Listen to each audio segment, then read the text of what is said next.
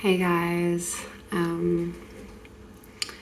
quick little update for you. I've moved again.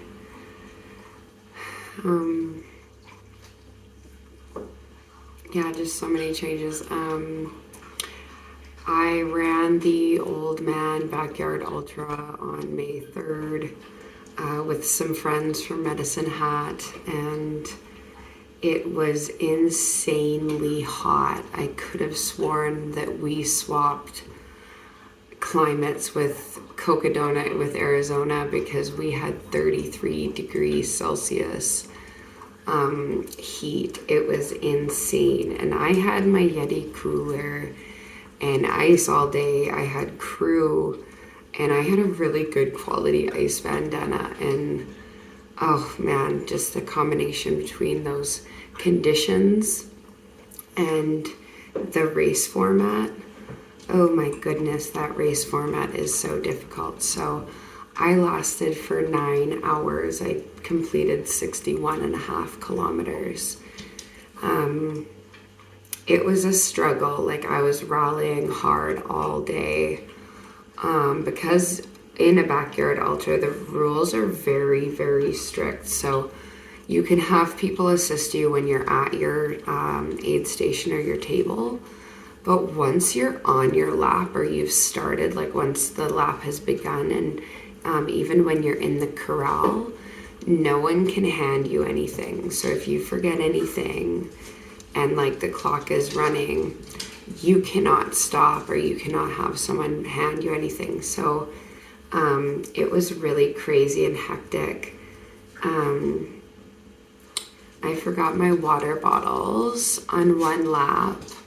And then the following lap, I forgot my sunglasses. So things were very hectic. And it was just a crazy day. When I was coming back on my 9th lap, I heard the 3-minute whistle go. So that means you have 3 minutes before the next lap starts.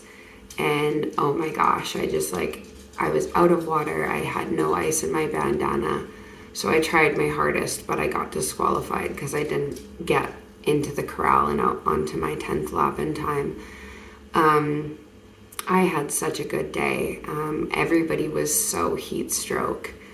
I had like a line through my pants or my shorts that was like different increments of sweat. Like it was a crazy salt stain day. I had a great aid station because this was my second backyard ultra. So I had like figured it out. I had, a chili bin with everything already pre-loaded in it.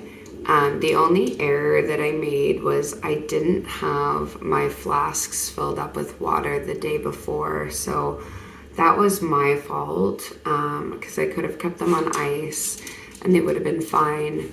Normally I haven't had this Yeti cooler and I haven't been able to plan to keep things cold. So that's why I used to just mix and go. But my strategy was just, it didn't help me in the heat. So I'm still really proud of myself because it was so smoking hot.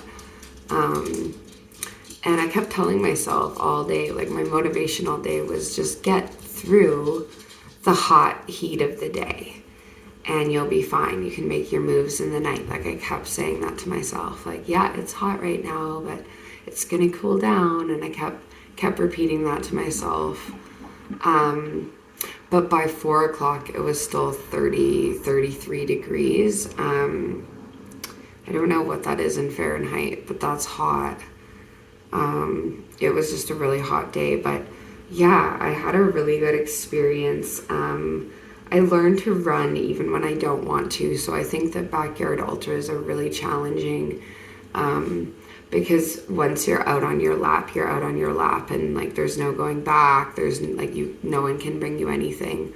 But it's only 6.7 kilometers for a lap. So even if you forget something, you can grab it. I love that I wasn't wearing my backpack the whole race. I didn't have shoulder pain or back pain from wearing my my vest. So I love those style of races.